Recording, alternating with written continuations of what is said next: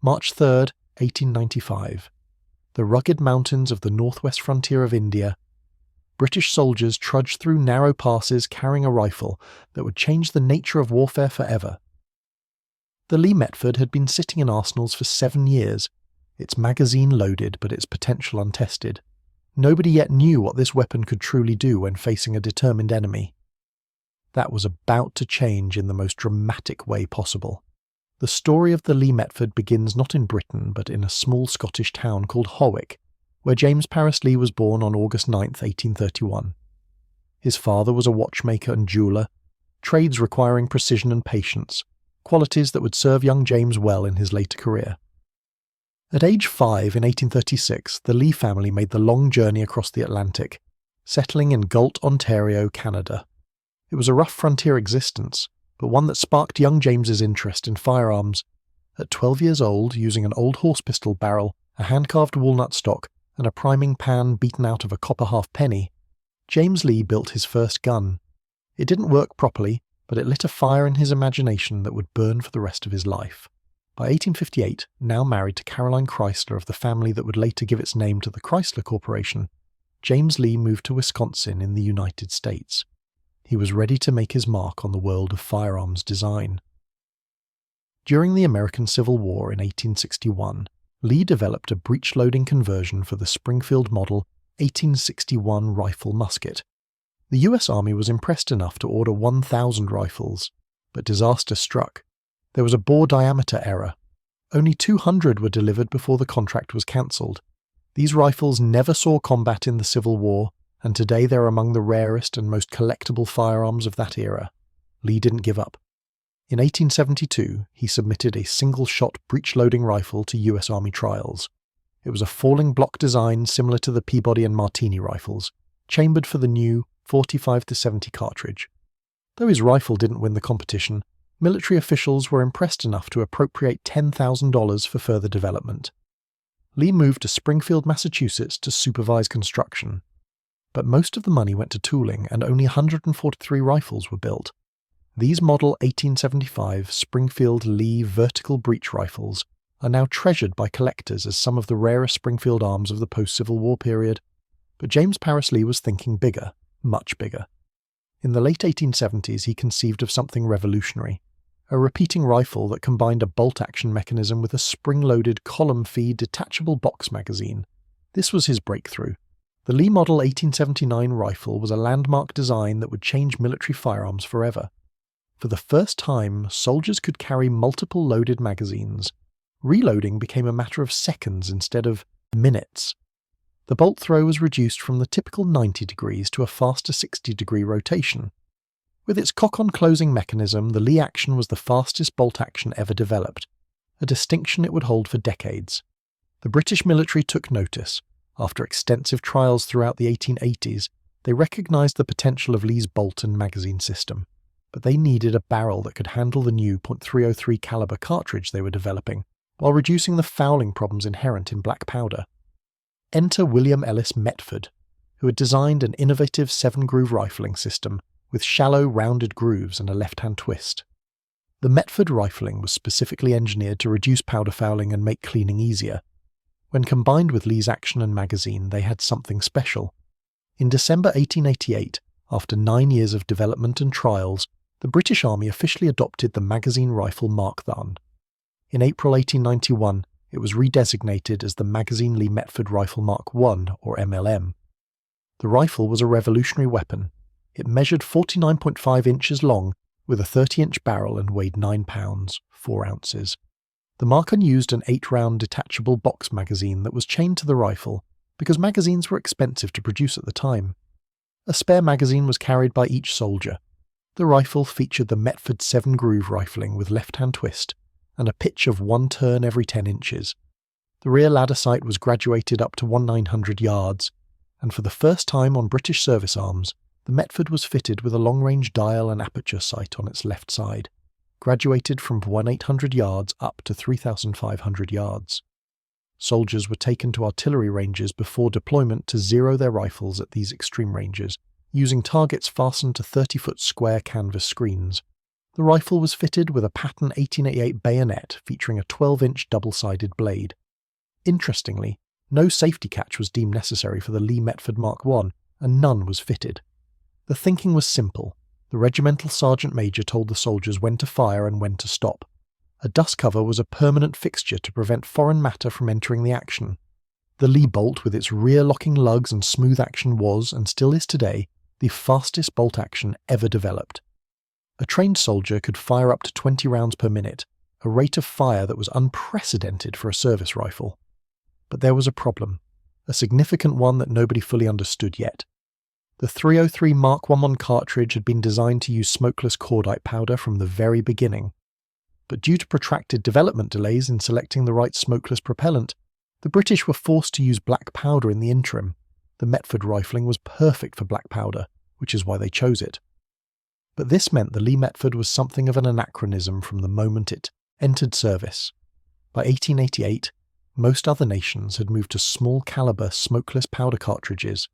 The British were playing catch-up with outdated propellant. The Mark I rifles initially used a 215-grain round-nosed copper-nickel, full-metal jacket bullet with a lead core propelled by 70 grains of fine black powder. The muzzle velocity was about 2,040 feet per second, with a maximum range of 1,800 yards, though effective range was closer to 800 yards. When fired, these rounds produced clouds of white smoke and caused severe bore fouling. After every few shots, the bore needed cleaning. Still, the magazine system meant a soldier could maintain a higher rate of fire than with single-shot weapons, even accounting for the fouling. In 1892, the Lee-Metford Mark II was introduced with significant improvements. The magazine was upgraded from an 8-round single stack to a 10-round staggered column design using a C-shaped spring. This was a considerable increase in firepower. The rifle was also made slightly lighter. More importantly, by this time cordite cartridges were becoming available, and some Mark II rifles began incorporating them into service. The cordite rounds didn't produce the choking clouds of white smoke that black powder did, making soldiers less visible on the battlefield. But there was a terrible discovery waiting to be made about cordite and Metford rifling. For 7 years, the Lee-Metford sat in British arsenals and was issued to troops across the Empire. It replaced the single-shot Martini Henry rifle that had served since 1871. Soldiers trained with it. They learned its rhythms and quirks. They zeroed the sights. They practiced magazine changes. But nobody knew how it would perform in actual combat. That was about to change on the rugged northwest frontier of India. In early 1895, a political crisis erupted in Chitral, a remote mountainous region in what is now Pakistan. The old ruler, Aman-ul-Mulk, had died in 1892, triggering a succession crisis marked by murders, betrayals, and invasions. By March 1895, a tribal leader named Umra Khan had invaded Chitral with several thousand men, and Surgeon Major George Scott Robertson, along with about 400 British and Indian troops, found themselves besieged in Chitral Fort. The fortress was only 80 yards square, built of mud, stone and timber with walls 25 feet high. The garrison held 543 people, of whom 343 were combatants, including 5 British officers. They had limited ammunition, just 300 cartridges per man, and enough food for only a month. Secret messengers were sent out requesting help. The British assembled 2 relief forces. Colonel James Kelly left Gilgit with about 500 men from his 32nd Punjab Pioneers and local levies. But the main force was assembled at Peshawar under Major General Sir Robert Lowe. This Chitral relief force numbered approximately 15,000 British and Indian troops, 9,000 civilian followers, and 30,000 transport animals, including mules and camels. It was a massive undertaking through some of the most difficult terrain in the world. And crucially, the British regiments in Lowe's force were equipped with the new Lee-Metford magazine rifles. The Indian Army regiments still carried the older Martini Henry single-shot rifles, while Kashmir soldiers and levies had the even older Snyder conversions. This disparity in armament would prove significant. The Chitral Relief Force set off in late March 1895. On April 3rd, they encountered their first major opposition at the Malacan Pass, where approximately 12,000 tribal warriors had taken defensive positions. The tribesmen were well armed, some with modern rifles including Russian Burdens, American Winchesters, and British Snyders captured or purchased through the flourishing arms trade along the frontier. They knew the terrain intimately and were fierce fighters defending their homeland. This was the moment. After 7 years, the Lee-Metford was about to fire in anger for the first time. British soldiers of the 1st Battalion, King's Royal Rifle Corps and other units advanced up the pass, their Lee-Metfords loaded and ready. The tribal warriors opened fire from advantageous positions on the heights. The British soldiers, wearing their new khaki field uniforms and characteristic pith helmets, returned fire. And something remarkable happened. The rapid-fire capability of the Lee-Metford was devastating. While soldiers armed with Martini-Henry rifles could fire about 12 aimed shots per minute under good conditions, the Lee-Metford soldiers could maintain 20 rounds per minute. The detachable magazines meant they could reload in seconds. The Metford rifling, even with its fouling issues, maintained good accuracy out to effective range. The tribal warriors, despite their courage and knowledge of terrain, found themselves facing a volume of fire they had never experienced before. The British could lay down sustained fire that pinned down defenders and covered advances. When one magazine was empty, another was swapped in within seconds and the firing continued. Over the next 2 weeks, there were significant engagements on April 5th and April 13th as the relief force pushed forward. The Lee-Metford proved its worth time and again. British casualties were relatively light compared to the firepower they could bring to bear. On April 17th, the force reached Munda, where Umra Khan had prepared to defend his palace. But finding themselves greatly outnumbered and outgunned by the massive British force with its magazine rifles and artillery, his men slipped away during the night. Colonel Kelly's smaller force from Gilgit reached Chitral first on April 20th, but it was the massive size and firepower of Lowe's force that had forced the enemy to withdraw. The siege was over. But the Chitral campaign revealed something troubling about the Lee-Metford. British officers and surgeons noted that the 343 ammunition seemed to lack stopping power. Wounded tribesmen continued fighting despite being hit multiple times. The round-nosed bullets were making clean wounds that didn't incapacitate immediately. Some accounts claimed that victims didn't even know they had been hit. This was a serious problem for a military rifle. It didn't matter how fast you could fire if the bullets weren't effective. This experience at Chitral led to the development of more effective ammunition. The Indian government armoury at Dum Dum near Calcutta began experimenting with expanding and exploding rounds that would inflict more severe wounds and provide greater stopping power. These infamous Dum Dum bullets would be issued in limited numbers during subsequent frontier campaigns. When General Ghattakri, who had served as a brigade commander in the Chitral Relief Force, took command of the British Brigade in Sudan in 1896, he took steps to modify ammunition by filing down the pointed noses to create more devastating wounds. But there was an even more serious problem lurking with the Lee-Metford, one that would cut short its service life. When cordite cartridges became standard issue, replacing black powder entirely, it was discovered that the hot-burning smokeless powder was incompatible with the shallow Metford rifling. The cordite burned at much higher temperatures than black powder and caused rapid erosion of the barrel. A Metford barrel would wear out and become unusable after approximately 6,000 rounds, compared to 10,000 rounds that deeper square-cut rifling could deliver. This was unacceptable for a military rifle that needed to last through extended campaigns. In 1895, just 7 years after the Lee-Metford's adoption, the British introduced a modified version with a new type of barrel rifling designed by the Royal Small Arms Factory at Enfield. This Enfield rifling featured 5 square grooves that were deeper and more resistant to cordite erosion. The Lee rifles fitted with Enfield barrels became known as Lee-Enfields. The transition happened gradually, with Lee-Metfords and Lee-Enfields serving side by side for several years. Many existing Lee-Metford rifles were retrofitted with Enfield barrels during overhauls, but before the Lee-Metford was completely phased out, it would see one more major combat test, and this one would cement its place in history. On September 2, 1898, at Omdurman in Sudan, the Lee-Metford would demonstrate exactly what concentrated magazine fire could do on a battlefield. General Herbert Kitchener had assembled an Anglo-Egyptian army of approximately 26,000 men to reconquer Sudan from the Mahdist forces. This force included 8,000 British regulars armed with Lee-Metford rifles, along with Egyptian and Sudanese troops equipped with older Martini-Henry single-shot rifles. They were supported by 80 pieces of quick-firing field artillery, 40 water-cooled Maxim machine guns, and a flotilla of gunboats on the Nile. They faced approximately 40,000 Mahdist warriors, many armed, with rifles but most carrying spears and swords, defending their capital at Omdurman. The British had built a zareba, a protective wall made of thorns and other materials, and waited for the Mahdist attack. At dawn on September 2nd, the Mahdist forces launched their assault with fanatical courage. Thousands of warriors charged across the open plain toward the British positions, and the Lee-Metfords opened fire. The volume of sustained fire was devastating. British soldiers, trained to fire 20 aimed rounds per minute with their magazine rifles, created a wall of lead that no human wave could penetrate. The Maxim machine guns added their mechanical chatter to the symphony of destruction, but it was the concentrated fire of the infantry with their Lee-Metford rifles that did most of the killing. The Mahdists attacked with tremendous bravery, but courage couldn't overcome firepower. The British began firing at 1,000 yards, when the advancing warriors were still more than half a mile away. The discharge of thousands of rifles created an unbroken roar that could be heard for miles.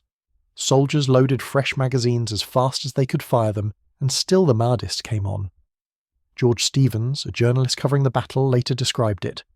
With a crash, the bullets leaped out of the British rifles, section volleys at 2,000 yards. They could never get near, and they refused to hold back. It was not a battle, but an execution. The dervish attack against the 2 British brigades armed with magazine Lee-Metford rifles and supported by field artillery, Maxims and the gunboats came to a halt 800 yards from the zareba. Not a single Mahdist warrior reached within 500 yards of the British lines in that sector. The field was carpeted with dead and dying men. Those Mahdists who had rifles tried to return fire from whatever cover they could find, but they were hopelessly outranged and outgunned. The attack against the Sudanese and Egyptian battalions, equipped with single-shot Martini Henrys, managed to get within 300 yards before being halted. One tribesman carrying a flag rushed forward to within 150 yards before being shot down, but even they couldn't overcome the volume of fire. By 8 a.m, the attack all along the line had stopped. The Mahdist army was melting away back across the plain, leaving thousands of their dead behind. Later in the day, there would be more fighting as Kitchener's forces advanced toward Omdurman, and the British cavalry would make their famous but ill-advised charge. But the morning's slaughter had already decided the battle. The final casualty figures told the story of industrial warfare versus traditional combat. The Mahdists suffered approximately 10,000 killed, 10,000 wounded, and 5,000 captured. The Anglo-Egyptian forces lost only 48 dead and 434 wounded total. The ratio was staggering, about 100 to 1 in terms of fatalities, and much of that disparity came down to the Lee-Metford's magazine system and sustained rate of fire. Omdurman broke the power of the Mahdist state. The Khalifa Abdullah remained at large until November 1899, but Sudan was quickly pacified and became an Anglo-Egyptian protectorate. The battle demonstrated what modern rifles, machine guns, and artillery could do against even the most courageous warriors armed with outdated weapons. It was a harbinger of the industrial slaughter that would come in the Great War 2 decades later.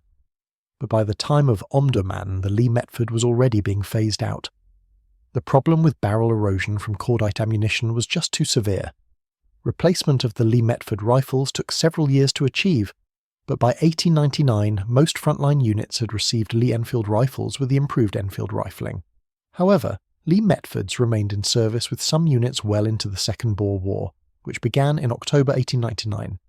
The Boer War would reveal another problem with the Lee-Metford and Lee-Enfield rifles. During the conflict, soldiers discovered that the rifles shot significantly to the right at long range. This was due to a phenomenon called spin drift, resulting from the gyroscopic precession of the bullet and its interaction with atmospheric drag. The Lee-Metford had left-hand rifling, which caused the bullet to drift left during its trajectory. To compensate, the front sights were set slightly to the left during manufacture. Unfortunately, the batch process for determining this offset was flawed, and all the service rifles issued were incorrectly sighted. This became a serious issue during the Boer War because combat often took place at extreme ranges across the open plains of South Africa. The Boers, armed with excellent German Mauser rifles chambered in 7.57mm, could engage accurately at ranges exceeding 1,000 yards.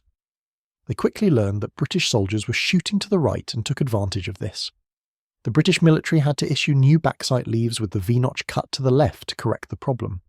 For rifles still in storage, the front sight was modified by moving the barleycorn to the left.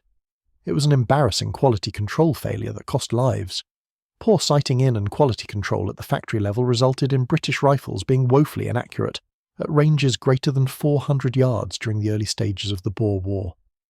The Boers' Mausers had flatter trajectories and better long-range performance due to their higher velocity and superior ballistics. British soldiers found themselves outgunned, especially in the open terrain where the Boers excelled at using cover and engaging at long range. But an ironic twist occurred as the war progressed. When Boer ammunition for their Mausers began running out, captured Lee-Metford rifles became the primary weapon for many Boer commandos. The Boers were familiar with Lee-Metford rifles because many commercial models had been imported into South Africa before the war for hunting and target shooting.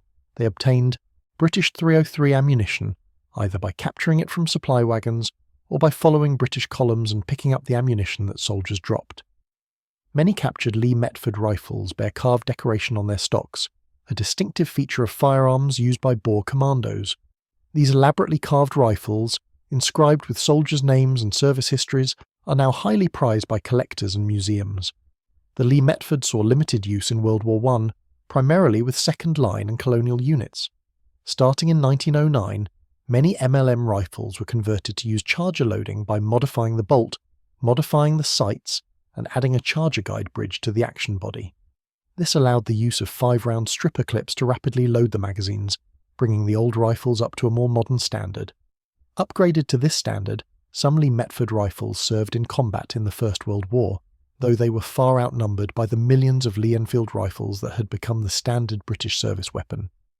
The Lee-Metford remained a reserve arm in many parts of the British Empire well into World War II. In New Zealand, when Japan entered the war in 1941, the country found itself lacking sufficient light machine guns for home defence.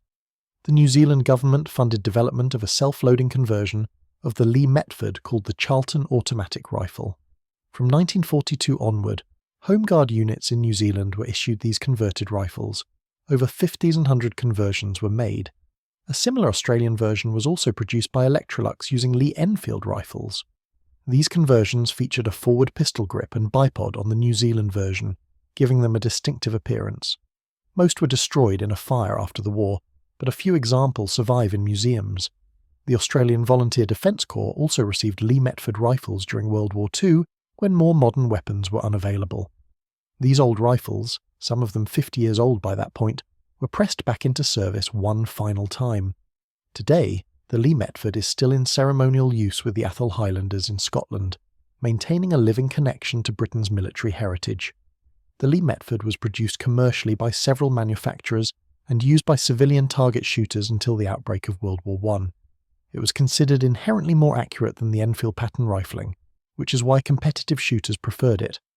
In this context, barrels and bolt heads could be replaced as frequently as the owner wished or could afford, so the barrel erosion problem that plagued military use wasn't an issue for wealthy sportsmen who could swap out barrels regularly. Looking back, the Lee-Metford rifle occupies a unique place in military history.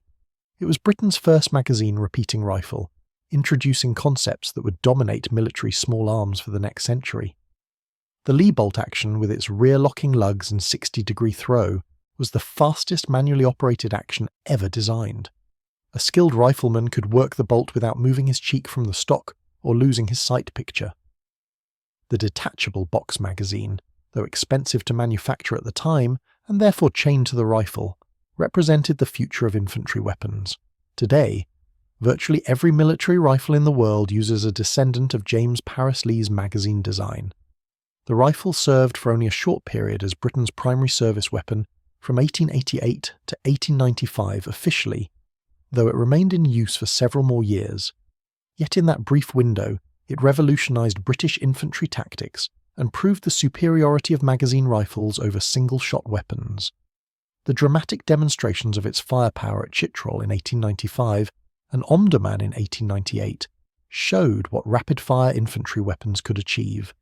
20 British soldiers with Lee-Metfords could deliver the same volume of fire as 100 men with single-shot rifles. This multiplication of firepower changed everything. The Lee-Metford's main flaw, the incompatibility of Metford rifling with cordite propellant, was not the fault of the rifle's design but rather a consequence of the transition period from black powder to smokeless powder. The rifle had been designed around black powder because smokeless powder wasn't ready when development began. By the time cordite was available, the rifle was already in production. It was a timing problem, not an engineering failure. The British corrected it quickly by adopting Enfield rifling, and the resulting Lee-Enfield rifles would serve with distinction for more than half a century. James Paris Lee, the Scottish-Canadian-American inventor who created the bolt and magazine system, lived to see his rifles in service throughout several colonial conflicts, including the Second Boer War. He died on February 24, 1904, in Short Beach, Connecticut. By then, his bolt-action design had been adopted by Britain, and millions of Lee-Enfield rifles would eventually be produced. The Lee action would see service in both world wars, in conflicts from Africa to Asia to Europe. Modified Lee-Enfield rifles remained in British service until the 1990s as sniper rifles. The design proved so successful that nations around the world still use Lee-Enfield rifles today, more than a century after the original Lee-Metford was adopted. The story of the Lee-Metford is ultimately about innovation, adaptation, and the relentless march of military technology. In the 1880s and 1890s, firearms technology was advancing at a breakneck pace. Black powder was giving way to smokeless powder. Single-shot rifles were being replaced by magazine weapons. Tactics were evolving to take advantage of increased firepower. The Lee-Metford stood at the intersection of these changes, simultaneously obsolete in its use of black powder and revolutionary in its magazine system. That day at Chitral in April 1895, when British soldiers first fired the Lee-Metford in anger, they unleashed something more than just bullets. They demonstrated a new era of warfare where individual soldiers could deliver unprecedented firepower. The tribal warriors defending the Malacan Pass faced something they had never experienced before, not just accurate rifle fire, which they knew well, but sustained, rapid fire that never seemed to stop. One magazine emptied, another was loaded in seconds, and the firing continued. It was relentless. It was overwhelming. It changed everything. 3 years later at Omdurman, the lesson was driven home with even greater force. The Mahdist warriors charged with incredible courage across open ground into the teeth of magazine fire from Lee-Metford's Maxims and artillery. Their bravery was beyond question, but bravery couldn't overcome the mathematics of industrial warfare. Thousands of rounds per minute converging on advancing formations created a killing zone that no one could cross. The age of the mass charge was over. The age of defensive firepower had arrived. The Lee-Metford rifle, in its brief period of frontline service, helped usher in this new age. It wasn't perfect. The ammunition lacked stopping power initially. The Metford rifling wore out too quickly with cordite. Quality control issues created accuracy problems, but these were growing pains in the transition to modern warfare. The fundamental concepts, the bolt action and detachable magazine, were sound. They just needed refinement. And refine them the British did, creating the Lee-Enfield, which would become one of the most successful military rifles in history. When we look at a Lee-Metford today in a museum or private collection, we're looking at a transitional weapon. It has 1 foot in the old world of black powder and single-shot rifles, and 1 foot in the new world of smokeless powder and rapid-fire infantry weapons. It's a snapshot of a moment in time when everything was changing. The rifle itself is beautiful in its Victorian engineering, all blued steel and walnut, with the chains connecting the magazines to the rifle speaking to an era when such items were valuable and not disposable. The Metford rifling, with its 7 shallow rounded grooves, represents a solution to a problem that would soon no longer exist. The pattern, 1888 bayonet with its 12-inch blade, harks back to an era when bayonet charges still had a place on the battlefield. But look closer, and you can see the future. The detachable magazine, that revolutionary invention of James Paris Lee, points forward to every modern military rifle. The bolt action, smooth and fast, shows the path that would be followed by countless designs. The .303 cartridge, though initially loaded with black powder, was the caliber that would serve the British Empire through 2 world wars. The rifle is 49.5 inches of transition, of innovation, of the old world giving way to the new. The soldiers who carried the Lee-Metford into combat at Chitral and Omdurman were witnessing and participating in a revolution in warfare.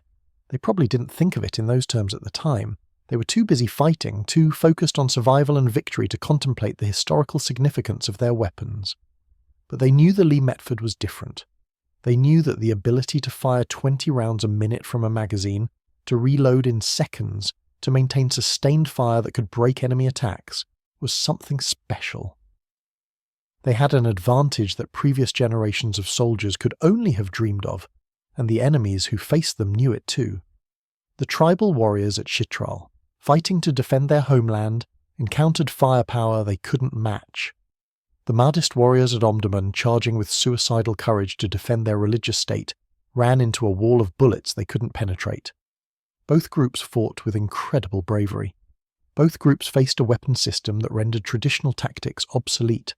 The Lee-Metford, in its brief moment in the sun, helped write the obituary for an older form of warfare. The rifle's short service life, just 7 years as Britain's primary service weapon before being superseded by the Lee-Enfield, shouldn't diminish its historical importance. In those 7 years, it proved the concepts that would dominate for decades. It demonstrated that magazine rifles were not just feasible, but essential for modern infantry. It showed that rapid fire could overcome numerical superiority. It validated James Paris Lee's innovative designs and William Metford's rifling system, even if the latter proved incompatible with cordite. The Lee-Metford was the proof of concept for the Lee-Enfield, which would go on to legendary status. Today, surviving Lee-Metford rifles are prized by collectors and museums. Many found their way to Australia, Canada, New Zealand and South Africa, where they saw service with colonial forces. Some of the most interesting examples are those captured and used by Boer commandos, often elaborately carved with names and decorations. These rifles tell stories of combat far from the British Isles, of soldiers on both sides adapting to new technology, of a world being reshaped by industrial warfare. James Paris Lee probably never imagined that his bolt and magazine system would still be in use more than a century after he invented them. Born in Scotland, raised in Canada, working in America, designing for British military service, Lee was a truly international figure. His innovations crossed borders and changed military small arms forever. The Lee-Metford was his design's coming-out party, the moment when British soldiers proved in combat that his ideas worked. That April day at Chitral in 1895, when those first shots were fired in anger, validated years of design work, testing and refinement. The legacy of the Lee-Metford extends far beyond its brief service life. It established the Lee action as the British military standard for more than 60 years. It introduced the .303 cartridge that would serve through 2 world wars. It demonstrated the tactical advantages of magazine rifles that every military would soon adopt, and it showed that the future of warfare belonged to nations that could combine industrial production with innovative engineering. When we remember the Lee-Metford today, we should remember it not as an obsolete weapon quickly superseded, but as a pioneering rifle that helped transform warfare. From Chitral to Omdurman, from the northwest frontier to the plains of Sudan, from the hands of British soldiers to captured rifles used by Boer commandos, the Lee-Metford served with distinction. It fired the first shots in a new era of warfare, and when those shots echoed through the mountain passes of Chitral on that April day in 1895, they announced to the world that the age of the magazine rifle had arrived. The Lee-Metford may have had a short life, but it changed everything, and that is a legacy worthy of remembrance. The rifles that returned from Chitral and Omdurman told stories that armourers and ordnance officers studied carefully. The barrels showed wear patterns that confirmed what engineers had feared. The Metford rifling, so perfect for black powder with its shallow rounded grooves, was being eaten away by the high-temperature gases of cordite propellant. Microscopic examination revealed erosion at the throat of the barrel where temperatures peaked during firing. After 6,000 rounds, accuracy degraded noticeably. After 10,000 rounds, the rifling was nearly gone in some sections. This was unacceptable for a military rifle expected to last through decades of service and training. The Royal Small Arms Factory at Enfield Lock had been working on alternatives since 1893. Engineers tested various rifling profiles, measuring erosion rates, accuracy, and barrel life. The solution they developed was elegantly simple. Instead of 7 shallow rounded grooves, the Enfield rifling used 5 deeper grooves with sharp square edges. The groove depth increased from 0.005 inches in the Metford to 0.0076 inches in the Enfield pattern. More importantly, the steeper sides and greater depth meant that even as erosion occurred, the rifling maintained its grip on the bullet jacket for much longer. Barrel life with Enfield rifling exceeded 10,000 rounds, nearly double that of the Metford. But changing rifling wasn't simply a matter of reaming out barrels differently. The entire production process at Enfield Birmingham Small Arms and the London Small Arms Company had to be retooled. New rifling buttons and broaches were manufactured. Quality control procedures were updated. Most significantly, the sighting had to be recalibrated because the different rifling imparted a slightly different spin rate to the bullet, affecting its trajectory and the degree of drift compensation needed. The transition happened gradually, between 1895 and 1899. New production rifles received Enfield barrels and were designated Lee-Enfield Mark I rifles. Existing Lee-Metford rifles in service continued to be used, especially in colonial garrisons where barrel wear from training was less of an issue than in home regiments. When Lee-Metford rifles came back to arsenals for maintenance, many received replacement barrels with Enfield rifling, creating hybrid rifles that were technically Lee-Enfields but retained other Mark I or Mark II features.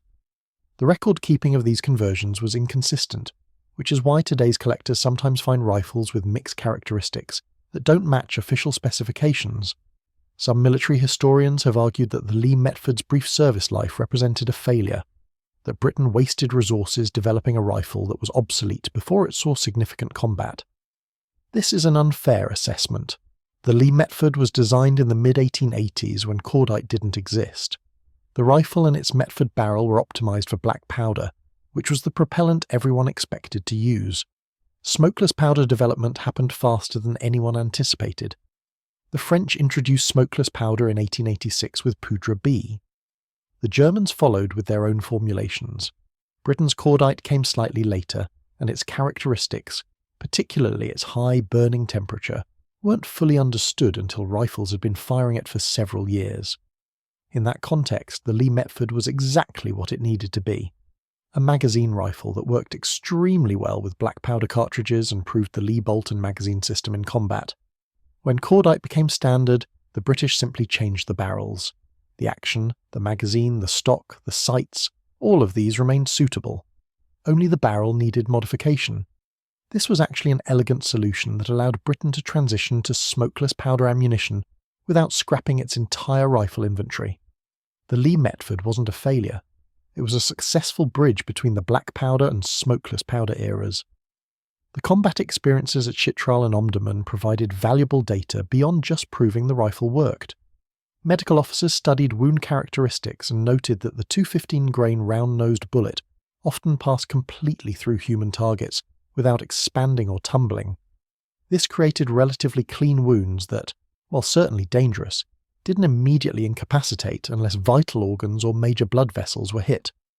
Wounded enemy fighters frequently continued combat for several minutes before shock and blood loss took effect. This was particularly problematic in colonial warfare, where opponents often fought with fanatical determination fueled by religious fervour or defence of homeland. The Dum Dum Arsenal near Calcutta, named after a suburb of the city, became the centre of ammunition development to address these issues. Captain Bertie Clay and other ordnance officers experimented with modifying the standard Mark II ammunition. They filed down the nose of the bullet to expose the lead core, creating what became known as the Dum Dum bullet. When this modified bullet struck a target, the exposed lead would deform and expand, creating a much larger wound channel and greater tissue damage. The hydrostatic shock was significantly increased. Stopping power improved dramatically. These modified rounds were issued in limited quantities during the Tirah campaign of 1897 and 1898 on the northwest frontier.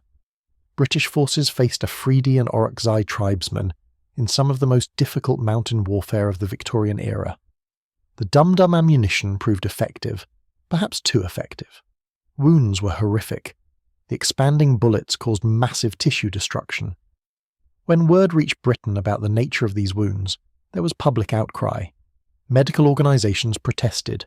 Humanitarian groups demanded the ammunition be banned. The controversy intensified at the Hague Convention of 1899, where international delegates met to establish rules for warfare. Britain argued that the ammunition was necessary for colonial policing actions against fanatical opponents, that it reduced suffering by ensuring quicker incapacitation. Other nations were unconvinced. Germany, France, and Russia pushed for a ban on expanding ammunition. The resulting Hague Convention declaration concerning expanding bullets adopted on July 29, 1899, prohibited the use of bullets that expand or flatten easily in the human body. Britain initially refused to ratify this declaration, but eventually agreed in 1907. The dum-dum ammunition was withdrawn from service, though the name entered common usage for any expanding bullet. The solution to the stopping power problem came not from bullet modification, but from increased velocity and improved bullet design.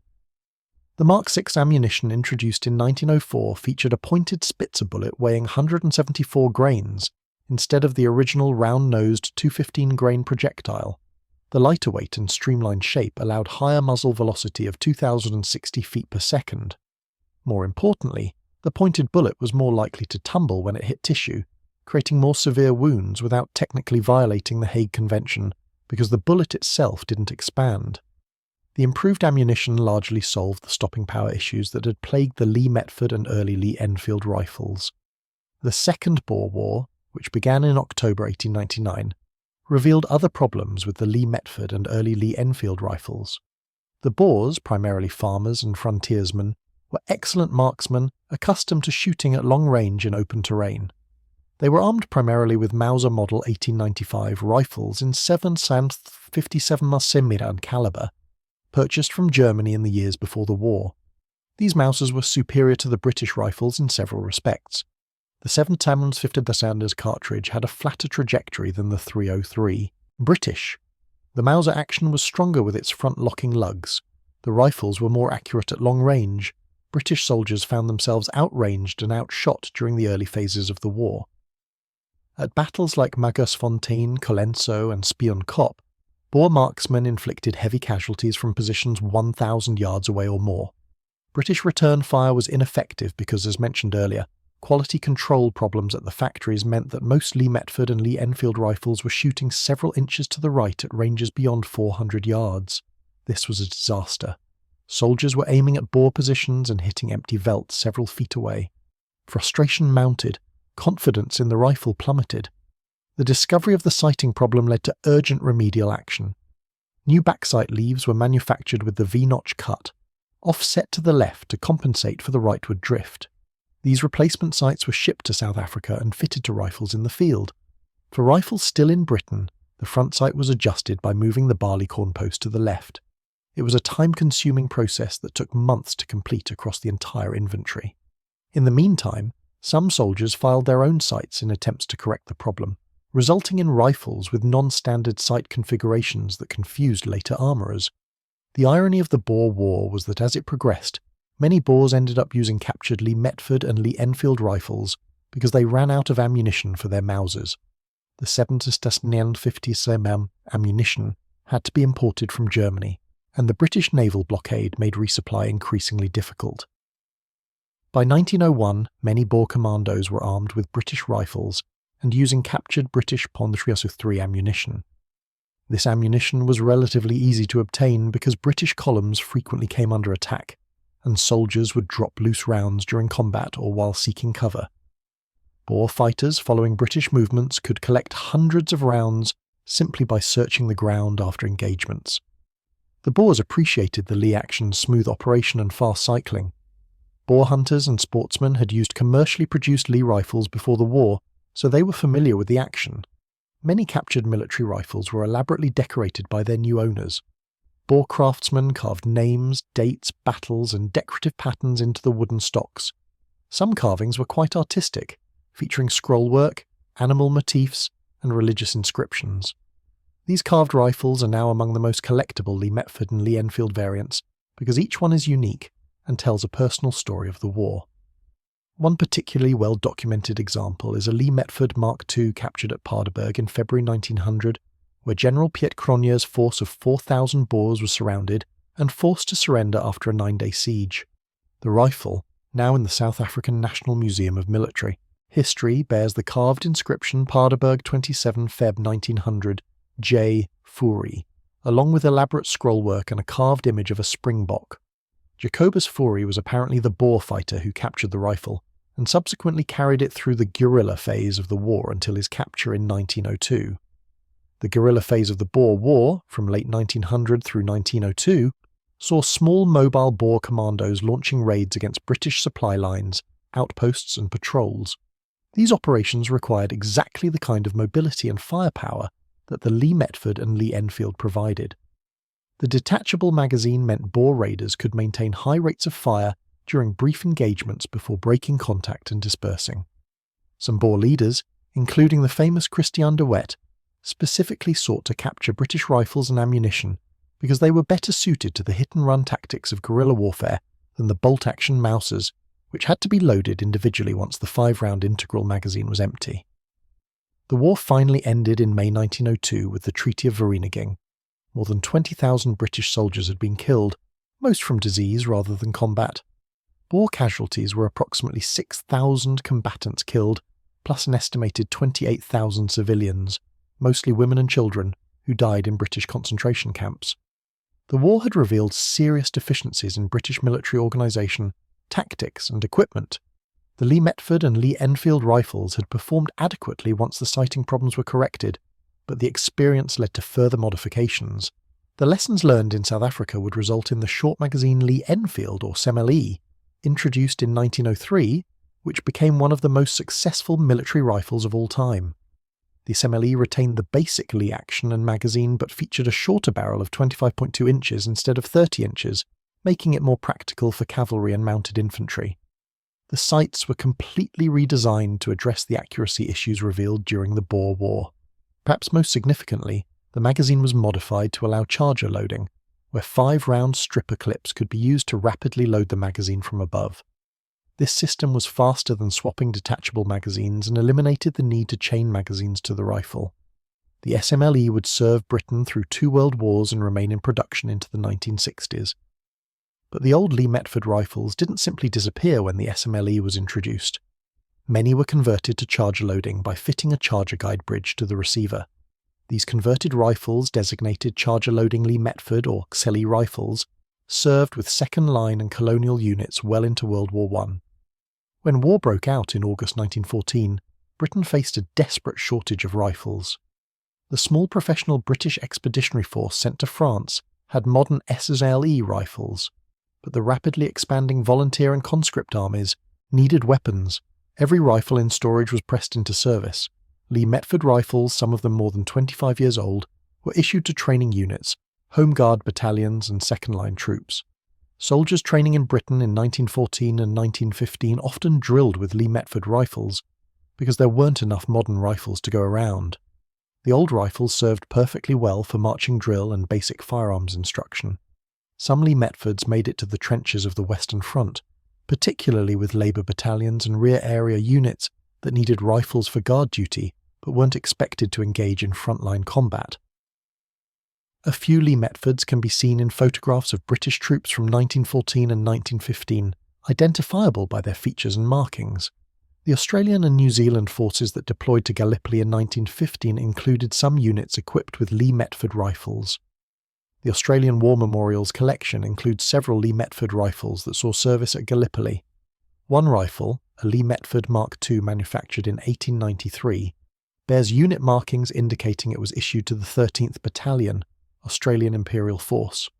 Another, manufactured in 1892, served with the 4th Battalion and still bears the mud stains from the trenches at Gallipoli. These rifles, firing the same .303 ammunition as the more modern SMLE, were perfectly functional for the static trench warfare that characterised Gallipoli. Rate of fire and modern features mattered less in that context than having enough rifles to arm all the troops. The Middle Eastern campaigns of World War I also saw Lee-Metford rifles in action. British forces fighting in Palestine, Mesopotamia and Arabia often had mixed armament. The Egyptian Expeditionary Force, which included Australian, New Zealand, Indian and British units, used whatever rifles were available. Some Arab irregular forces fighting alongside T.E. Lawrence were armed with Lee-Metford rifles captured from Turkish supply dumps, the rifles having originally been supplied to Turkey before the war, when Turkey and Britain were not enemies. These rifles travelled extraordinary distances from British arsenals through Turkish hands to Arab irregulars, ending up in places like Damascus and Aqaba. In East Africa, where British colonial forces fought a lengthy campaign against German forces under Colonel Paul von Lettow-Vorbeck from 1914 to 1918, Lee-Metford rifles equipped many African soldiers in the King's African Rifles and similar units. The rifles were well suited to the colonial warfare of East Africa, where engagements were often at close to medium range in heavy bush. The rapid-fire capability that had proven so effective against the Mahdists at Omdurman in 1898 worked equally well against German askaris in the forests and plains of East Africa. The Indian Army used Lee-Metford rifles extensively during World War I. Many Indian units deployed to France, Mesopotamia, and East Africa carried older rifles because production of SMLE rifles couldn't keep pace with demand. The Indian ordnance factories at Ishapur manufactured .303 ammunition that fed Lee-Metford rifles perfectly well. Indian troops fought with distinction at places like Neuve-Chapelle, Ypres and Gallipoli, carrying a mix of Lee-Metford and Lee-Enfield rifles. The rifles performed reliably in the mud of Flanders and the heat of Mesopotamia, testament to the robust design of the Lee action. By 1916, production of new rifles had caught up with demand, and most frontline British and Commonwealth units had been re-equipped with SMLE rifles. The Lee-Metfords were withdrawn to storage or distributed to Allied nations that needed rifles. Russia, desperate for weapons after catastrophic losses in 1914 and 1915, received thousands of older British rifles, including Lee-Metfords. These rifles were shipped through Murmansk and Archangel. Many ended up in the hands of Russian soldiers on the Eastern Front, where they saw action against German and Austro-Hungarian forces. After the Russian Revolution in 1917, some of these rifles fell into the hands of White Russian forces and were used in the Russian Civil War. A few Lee-Metford rifles captured by the Bolsheviks remained in Soviet arsenals until World War II. The interwar period saw Lee-Metford rifles distributed throughout the British Empire as reserve weapons. In Canada, Australia, New Zealand, South Africa and India, the rifles were held in territorial force armories and police stations. They were used for training cadets and Home Guard units. Many were eventually sold as surplus to civilian shooters in the 1920s and 1930s, which is how Lee-Metford rifles ended up in sporting goods stores and gun clubs throughout the English-speaking world. Target shooters prized them for their inherent accuracy, and many rifles were sporterized with shortened barrels and custom stocks for hunting use. When World War II began in September 1939, every available rifle was once again needed. Britain's Home Guard, formed in 1940 to defend against German invasion, was initially armed with whatever could be found. Shotguns, hunting rifles, pikes, and even wooden drill rifles were pressed into service. Gradually, older military rifles, including Lee-Metfords, were issued to Home Guard units. These 60-year-old rifles, if properly maintained, were still perfectly functional. They fired the same .303 ammunition as current service rifles. A Home Guard volunteer with a Lee-Metford was better armed than one with a shotgun or pike. In the Pacific, after Japan entered the war in December 1941, similar situations arose. New Zealand faced the very real possibility of Japanese invasion and needed to arm its Home Guard and civil defence forces. But modern rifles were in short supply because New Zealand's combat divisions were fighting in North Africa and Italy. The solution was the Charlton automatic rifle, that self-loading conversion of Lee-Metford and Lee-Enfield rifles mentioned earlier. Philip Charlton, a New Zealand gunsmith, had developed a conversion kit that added a gas operation system, forward pistol grip and bipod to convert the manual bolt-action rifles into self-loading weapons. The Charlton conversion was remarkably clever. A gas piston was fitted beneath the barrel, tapping gas from a port drilled about halfway down the barrel. The gas drove the piston backward, which in turn operated a cam system that opened the bolt, extracted the spent case, cocked the firing pin, and closed the bolt to chamber a fresh round from the magazine.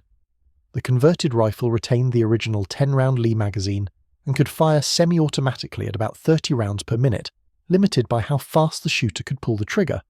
A selector switch allowed the user to lock the action for manual operation if the gas system failed. Over 1,500 Charlton conversions were made in New Zealand between 1942 and 1945, using both Lee-Metford and Lee-Enfield rifles. They equipped Home Guard units throughout New Zealand. The rifles were never used in combat because the expected Japanese invasion never materialised, but they represented an innovative solution to New Zealand's weapon shortage. Most were destroyed in an arsenal fire after the war, making surviving examples extremely rare and valuable to collectors. The few that remain in museums demonstrate the ingenious ways that old rifles could be modernised when necessity demanded it. Australia developed a similar conversion called the Electrolux automatic rifle, though it used Lee-Enfield rather than Lee-Metford rifles. About 600 were made. Like the Charlton, they never saw combat but provided Australian Home Guard units with increased firepower. Both conversions demonstrated that the basic Lee action, designed by James Paris Lee in the 1870s, was robust and adaptable enough to be converted to self-loading operations 7 decades later. The story of the Lee-Metford concludes not with dramatic battles, but with quiet retirement. After World War II, the remaining Lee-Metford rifles in military service were finally declared obsolete and removed from inventories. Most were scrapped. In Britain, thousands were cut up and melted down for scrap metal during post-war reconstruction. The same fate befell surplus rifles in Australia, Canada, and other Commonwealth nations. By 1950, the Lee-Metford had essentially disappeared from military service. Only ceremonial units, museums, and private collectors retained examples. Today, a Lee-Metford rifle in good condition is a valuable collectible. Prices vary depending on condition, markings, and provenance, but examples regularly sell for thousands of dollars. Rifles with interesting histories, such as those captured and carved by Boer commandos, or those with documented service in specific campaigns, command premium prices. Museums around the world maintain Lee-Metford rifles in their collections. The Imperial War Museum in London, the National Army Museum, the Royal Armouries, the Australian War Memorial, the National Museum of New Zealand, and dozens of other institutions preserve these rifles as examples of Victorian military technology. Shooting enthusiasts occasionally fire Lee-Metford rifles at ranges using modern reproduction .303 ammunition. The rifles, if in good mechanical condition, remain accurate and pleasant to shoot. The Lee bolt cycles smoothly even after more than a century. The rifles still deliver the rapid fire that made them formidable in 1895. The balance and handling characteristics that British soldiers appreciated remain evident.